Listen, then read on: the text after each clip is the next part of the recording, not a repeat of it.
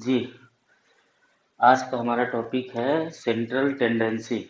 सांख्यिकी की टॉपिक है केंद्रीय प्रवृत्ति की माप। ये ऐसा टॉपिक है जिससे सब लोग भागना चाहते हैं।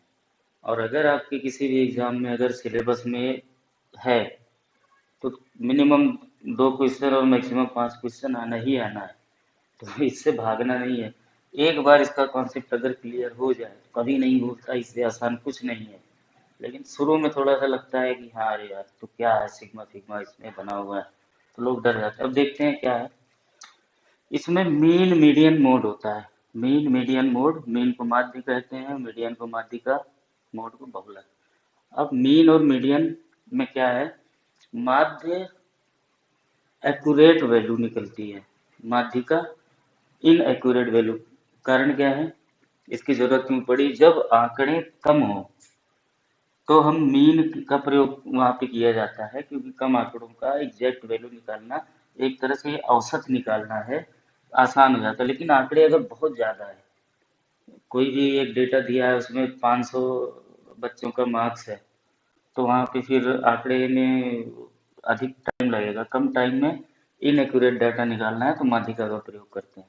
अब इसमें दोनों में और बहुलक तीनों में दो चीज़ें होती हैं, एक अनकैटेगराइज्ड अवर्गीकृत, जो सिंपल जिसको हम औसत बोलते हैं मीन के मामले में, माध्य के मामले में, और कैटेगराइज्ड। कैटेगराइज्ड में जहाँ पे आपको दे दिया जाएगा टर्म्स, एक दे दिए जाएंगे इंडेक्स, और उसकी फ्रीक्वेंसी दी हुई होगी। इसमें अनकैटेगराइज्ड में फ्रीक्वेंसी नहीं होती, कैटेगराइज में फ्रीक्वेंसी होती है। अब डिस्क्रीट एक होता है पहला, असतत, जिसमें फ्रीक्वेंसी दी हुई है, इंडेक्स दिया हुआ है और फ्रीक्वेंसी दी हुई है।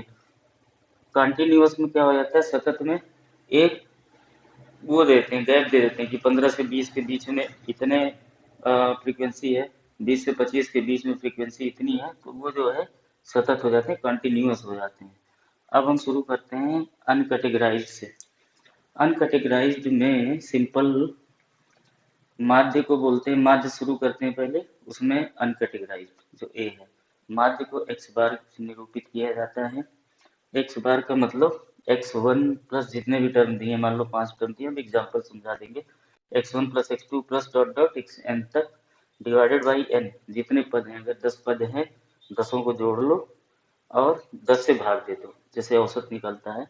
अनकैटेगराइज्ड में, अवर्गीकृत में माध्य ऐसे ही निकलता है। इसको हम निरूपित करते हैं सांख्यिकी की भाषा में sigma i equal to 1 to n, index 1 से लेके n तक। सिग्मा मीन समेशन, मतलब योग, मतलब जोड़ना। 1 से लेके n तक को जोड़ना है।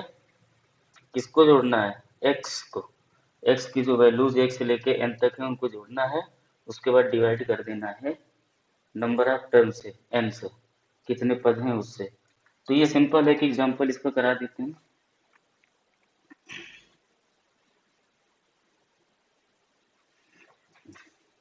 एग्जाम्पल 1 ले लेते हैं कोई।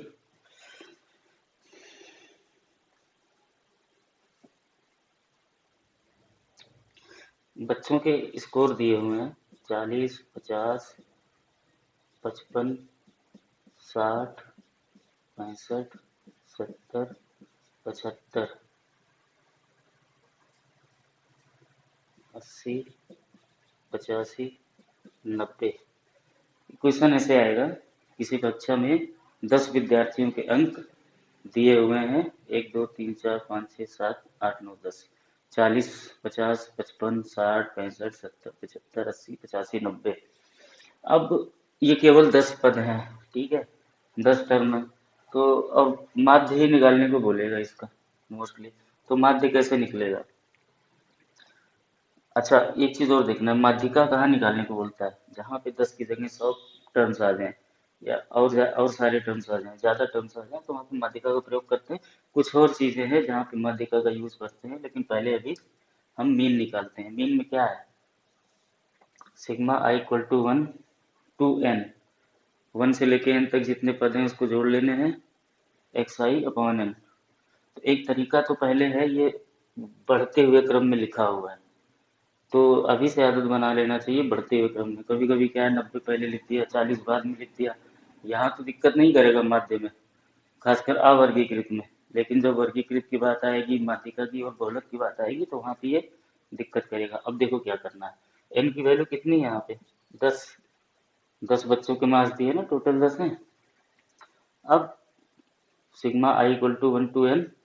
अब यहाँ पे हमारा ये एक्स बार इक्वल टू माध्यिका जो होगी एक्स बार हो जाएगा हमारा इन सबका योग, 40 plus 50 plus 55 plus dot dot पूरा 90 तक जोड़ना है, डिवाइडेड बाई 10। अब जोड़ लो 50 40 90 और 90 145 और ये 60 है 205 5 10 60 270 और 340। 340 में 75 जोड़ेंगे 345 और 7 415 495। 95 के बाद 580 और 580 प्लस 90 670। ये आ गया 670/10 इक्वल टू 67। ये answer x bar equal to 67। ये सीधा सीधा औसत निकल गया। माध्य के केस में या मीन के केस में अगर आंकड़े अवर्गीकृत हैं, अवर्गीकृत में केवल एक्स की वैल्यू दी हुई होंगी, टर्म्स की पदों की वैल्यू दी हुई होंगी, ना कि फ्रीक्वेंसी। अब वर्गीकृत की हम बात करते हैं जिसमें फ्रीक्वेंसी भी दी होती है, तो इसको हम डिलीट करके वर्गीकृत की बात करते हैं।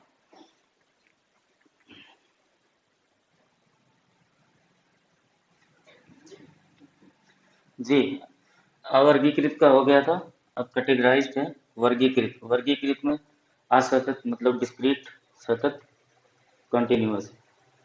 पहले हम डिस्क्रीट की बात करेंगे। डिस्क्रीट में एक तो आंकड़े दिए हुए हैं, एक्स की वैल्यू 1 से लेके n तक, मतलब 1 2 3 4 5 6 6 वैल्यू है। नीचे बारंबारता भी, फ्रीक्वेंसी भी दी हुई है।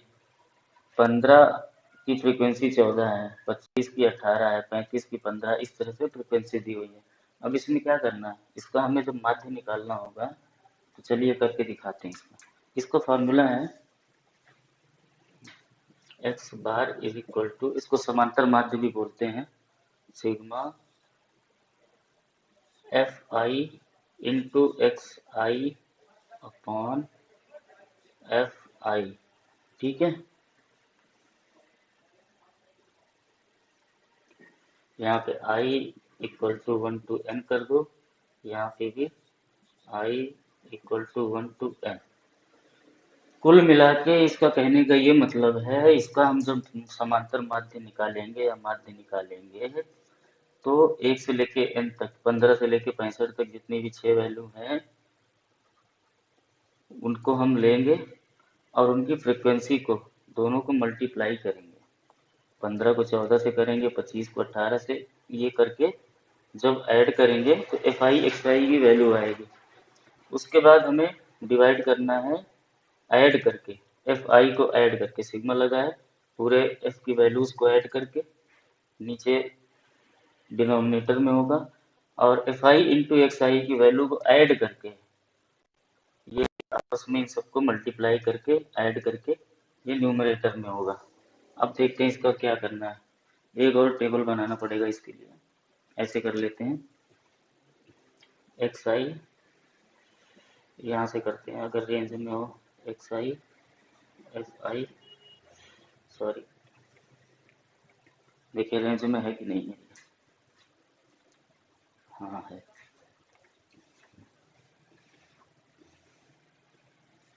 X I F I x i into f i, ये निकालते हैं। पहली वैल्यू 15, उसकी फ्रीक्वेंसी थी 14, फिर 25 18 35 15 45 20 55 17 65 16, ये हमारी वैल्यू आ गई इसकी, जो वहाँ पे दिया था। इसको हम इस तरह कर लेते हैं। अभी बहुत ध्यान से देखना है यहाँ पे, बस समझने वाली बात है। अब हमें, क्योंकि हमें एफ और एक्स फ्रिक्वेंसी, जो भी हमारा आंकड़ा दिया हुआ है और उससे रिलेटेड जो उसकी फ्रिक्वेंसी है, कितनी बार वो रिपीट हुआ है, 15 जो है आंकड़ा वो 14 बार रिपीट हुआ है। तो इन सबको हमें मल्टीप्लाई करना है। एक्स आई इंटू एफ आई, 15 × 14 क्या होगा, ये मल्टीप्लाई किया हुआ है 210, 18 × 25 450, 35 × 15 525, आगे क्या है 900 935 1040, 900 935 1040।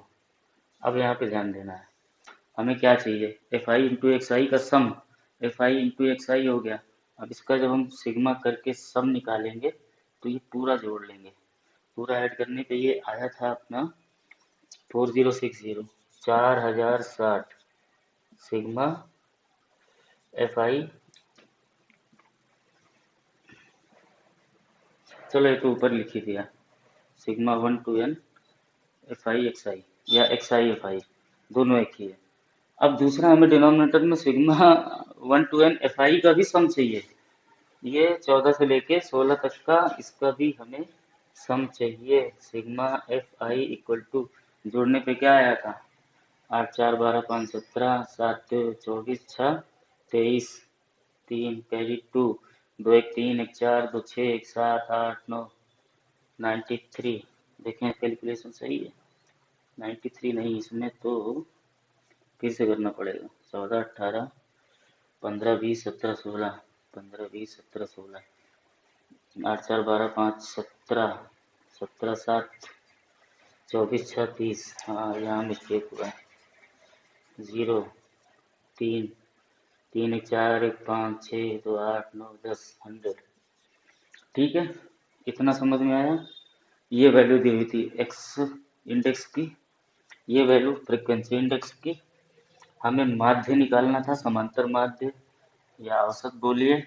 तो हमें एक्स और उससे रिलेवेंट, उससे संबंधित उसकी जो फ्रिक्वेंसी थी 45 की, जैसे 45 जो सपोज दैट किसी का स्कोर है, किसी का परीक्षा में अंक है, तो 45 अंक 20 बच्चों का है, 20 बार रिपीट होगा, बारंबार का 20 है तो 45 × 20, तो एक सबका मल्टीप्लाई करके एफ आई इंटू एक्स आई निकाला।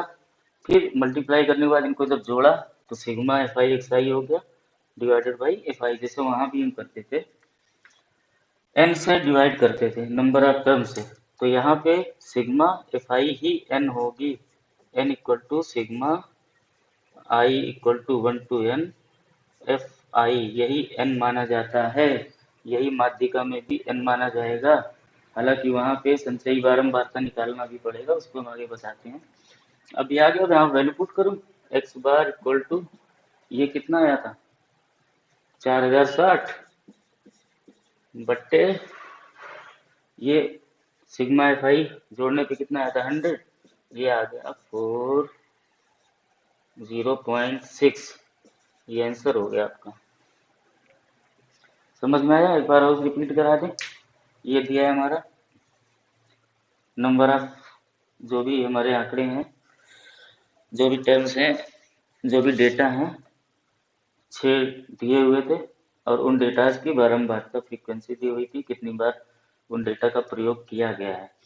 फिर हमें निकालना था, इन सबको आपस में गुणा करके जोड़ लो, x i into f I, x i into f i, ये x one into f one, x two into f two, x three into f three, तो कुल मिला के ऐसे बना लेना, एक्स का इंडेक्स और एफ का इंडेक्स फ्रिक्वेंसी का आपस में गुणा करके ये इधर जुड़ जाएगा पूरा।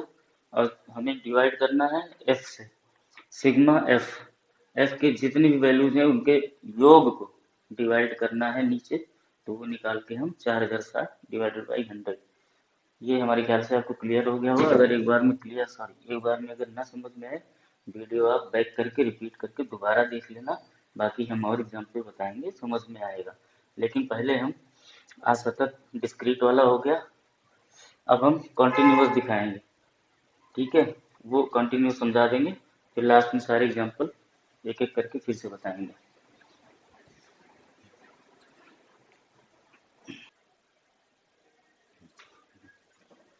जी, असतत हो गया था, डिस्क्रीट, डिस्क्रीट हमने बता दिया था। अब कॉन्टिन्यूअस है, सतत। कॉन्टिन्यूअस का माध्य हमें निकालना है। इसमें इस तरह दिया रहेगा, कॉन्टिन्यूअस क्यों बोलते हैं, एक वर्ग अंतराल दिया है, क्लास इंटरवल 25 से 30, जैसे वहाँ पे सीधे दे दिया था 26, 26 की बारंबारता 14 है, लेकिन यहाँ 25 से लेके 30 तक जितनी वैल्यूज हैं सबकी बारंबारता 14 है, मतलब कॉन्टिन्यूअस चल रहा है। 25 से 30 तक कॉन्टिन्यू बारंबारता 14, 30 से 35 तक कॉन्टिन्यूअस बारंबारता 22, 35 से 40 के बीच कॉन्टिन्यूअस जो है फ्रिक्वेंसी या बारंबारता या उसकी रिपीटिवनेस 16 है। ऐसे है, ऐसे केस में हमें क्या करना है, ऐसे केस में है सिमिलर सेम प्रोसेस, फॉर्मूला जो है सिग्मा वाला वो सेम रहेगा, बस एक फर्क आ जाएगा। जैसे वहाँ पे एक वैल्यू दी हुई थी, यहाँ 25 से 30 मान लो, वहाँ 27 दी हुई थी, तो हम सीधे 27 करते थे, 27 मल्टीप्लाइड बाई 14, या यहाँ पे जो वैल्यू। अब हमें इसमें क्या करना है, वर्ग अंतराल है, कुछ नहीं, कंफ्यूज नहीं हो, कुछ नहीं करना है। वर्ग अंतराल का औसत निकाल लो, मध्यमान निकाल लो, 25 से 30 का औसत निकाल के 27.5 कर लो, 14 से गुणा कर दो। बता रहा हूँ, देखते जाओ। या तो अलग टेबल बनाओ, अलग टेबल बनाने से बेहतर है कि हम यहीं पे समझा देते हैं, ठीक है। 25 से 30 का चलो बना लेते हैं अलग टेबल, क्योंकि कंफ्यूज होने से बेहतर है एक अलग टेबल बना लेते हैं। फिर इसको हम मिटा के बनाते हैं, इसको डिलीट कर देते हैं।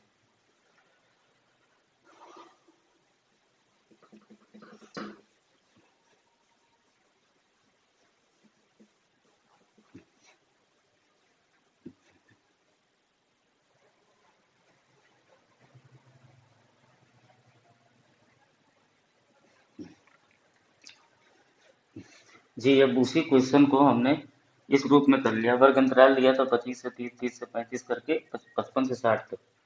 ये कंटिन्यूस है, 25 से 30 तक जितने भी छः 5-6 डिजिट जो भी आएंगे उनकी बारंबारता वो फिक्स थी, कॉन्टिन्यूअस थी, कंटिन्यू हो रहा था, पाँच पाँच आंकड़ों तक उनकी बारंबारता कंटिन्यूअस रिपीट हो रही थी, इसलिए ये सतत। अब इसकी बारंबारता क्या दी हुई थी, 14 22, पीछे वाले आप उसमें बैक करेंगे वीडियो में तो आ जाएगा, हम यहाँ से देख के 14 22 16 6, 14 22 16 6, 6 के बाद था 5 3 4, 5 3 4।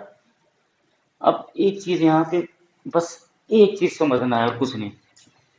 एफ आई की वैल्यू दी हुई है, हमारा फॉर्मूला क्या था, sigma i equal to 1 to n, सबको जोड़ना है, f i into x i upon sigma i equal to 1 to n। ये i equal to 1 to n confuse मत करना, ये जितने भी आंकड़े हैं एक से लेके एन तक, या एक से लेके 1 2 3 4 5 6 7, एक से लेके 7 तक सबको जोड़ना है, यही सिग्मा है, अपॉन एफ आई।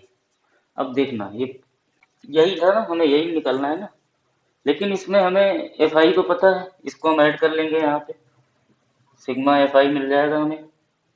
और लेकिन एक्स आई कहाँ से निकलेगा, हमें इस कॉन्टिन्यूअस को डिस्क्रीट में बदलना है, जो ये रिपीटिशन हो रहा है 25 से 30 तक, पूरे पांचों की बारंबारता 14 ही है, कॉन्टिन्यूअस चल रही है, हर 5 5 आंकड़ों की बारंबारता रिपीट हो रही, कॉन्टिन्यूअस चल रही है, सतत प्रक्रिया चल रही है।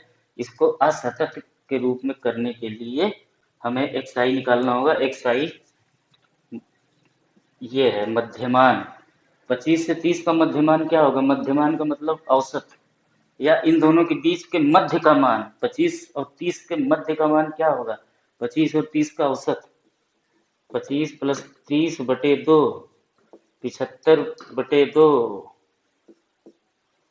अरे नहीं 75 नहीं, 55 तो होगा यार, 55/2, 2 दूनी 4, 1 5, 2 7 14, 27.5। देखो 25 और 30 के बीच में 5 गए थे, तो इससे ढाई कम उससे ढाई ज्यादा, ये मध्य का मान आ जाएगा 27.5, इसका मध्य मान हुआ। 30 से 35 बीच में 32.5, 35 40 बीच में 37.5, 40 से 45 के बीच में 42.5, 45 से 50 के बीच में 47.5, 50 से 55 52.5, 55 से 60 57.5। आ गया ना। हमने इसी फॉर्म में कर लिया, डिस्क्रीट डिस्क्रीट की वैल्यू में डाल दिया। अब ये हो गया डिस्क्रीट, अब रिपीट नहीं हो रहा है।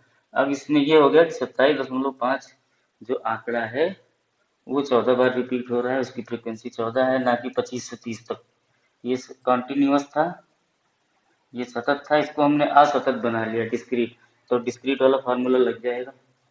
अब देखो एक्स आई इंटू एफ आई, यहाँ पे sigma means summation of summation sigma means summation योग, जोड़ना है किसको, एफ आई और एक्स आई के गुणनफल को। एफ आई और एक्स आई के गुणनफल जो भी आएंगे यहाँ पे पूरा इसको जोड़ना है नीचे। ठीक है, अब देखना 27.5 गुणे 14 ये आपको करना पड़ेगा। हम यहाँ पे टाइम बचाने के लिए हमने किया हुआ है 385। इसका करेंगे 27.5 गुणे 14 का 715। इसका करेंगे 16 और 37.5 का तो 600 आएगा। 22.5 गुणे 6 करेंगे तो अपना 255 आएगा। ये आएगा 237.5।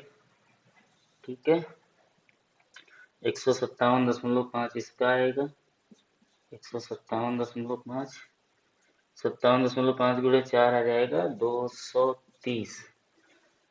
अब आगे हमारा ये value f i into x i तो आ गई। अब इसका सिग्मा करना है, पूरा समीशन करना है, पूरा जोड़ना है। पूरा जोड़ने पे हमारी वैल्यू आई थी, एग्जाम में तो हम सबको करना पड़ेगा sigma 1 to n f I x i. Exam में तो करना ही पड़ेगा, उतना टाइम रहेगा। अगर इस तरह के क्वेश्चन आते हैं तो वो टाइम भी देते हैं।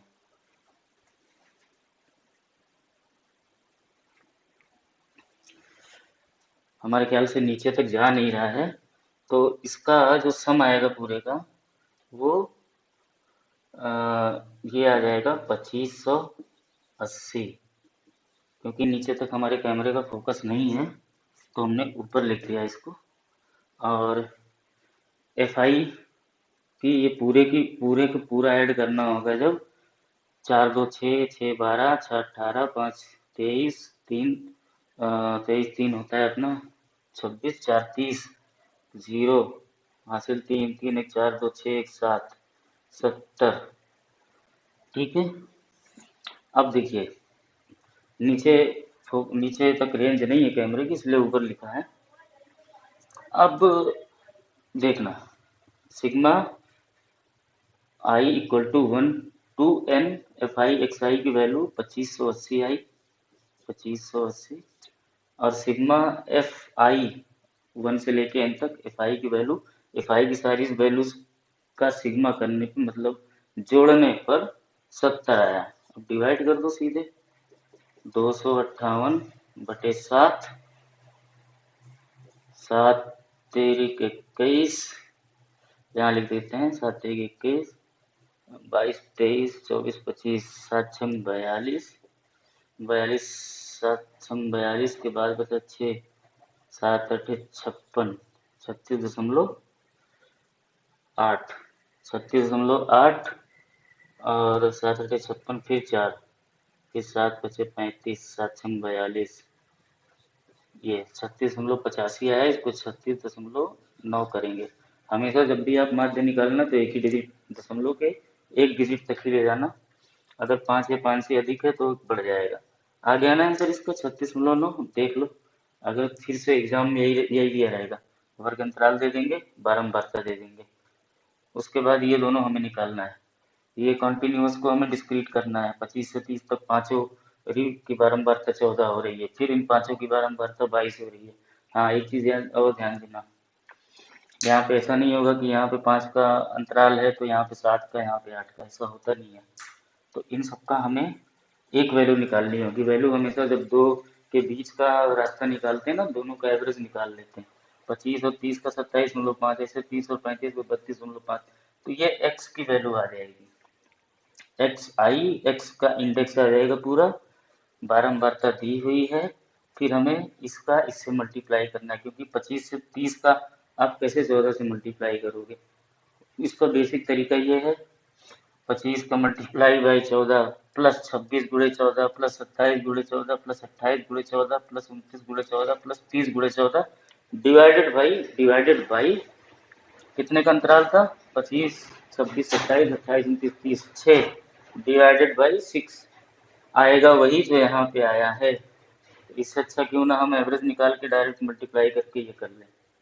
ठीक है, ये दिया रहेगा, ये दिया रहेगा, फिर हमें ये निकालना है एक्स का इंडेक्स, इसका एवरेज निकाल के या मध्यमान निकाल के, फिर सीधी सी बात एफ इंटू एस का बारंबारता का जो हमारे आंकड़े हैं, जिनकी बारंबारता जिससे है उनकी बारंबारता को उससे गुणा करके आपस में सबको जोड़ देना है, और नीचे फिर सारी बारंबारताओं को आपस में जोड़ देना है। ये सीधे वैल्यू आ जाएगी। कितना सिंपल है, दोनों में कोई फर्क ही नहीं है। इसमें वर्ग अंतराल है, वर्ग अंतराल को आप डिस्क्रीट कर लो, कंटिन्यूअस से डिस्क्रीट करके डिस्क्रीट वाला फार्मूला लगता है, कंटिन्यूअस का कोई अलग से रूल है नहीं। ठीक है, अब कैटेगराइज में असतत तो सतत हो गया, कंप्लीट हमारा माध्य। अब बारी आई माध्यिका की। माध्यिका क्या है? माध्य से एक्यूरेट वैल्यू आती है। ये जो वैल्यू है एक्यूरेट है, एक तरह से औसत निकालते हो आप 5 संख्याओं का, तो उसकी जो वैल्यू औसत निकालने पे एक्यूरेट आती है। लेकिन माध्यिका वहाँ पे होता है जैसे बहुत ज़्यादा आंकड़े हैं, ठीक है, और हमारे पास उतना समय नहीं है कि हम उसका एक्यूरेट वैल्यू निकाल सकें, या उतनी हमें ज़रूरत नहीं है एक्यूरेसी की। तो वहाँ पे गवर्नमेंट या जो भी एजेंसीज ज़्यादातर सर्वे और इन सब चीज़ों में यूज होता है, सैंपलिंग में होता है, तो वहाँ पे माध्यिका का प्रयोग करते हैं। माध्यिका भी इससे थोड़ा मिलता जुलता है। माध्यिका में एक नई चीज़ सुनने को मिलेगी, संचयी बारंबारता। तो संचयी बारंबारता कोई बड़ी चीज़ नहीं है, मैं भी इसको समझा देता हूँ।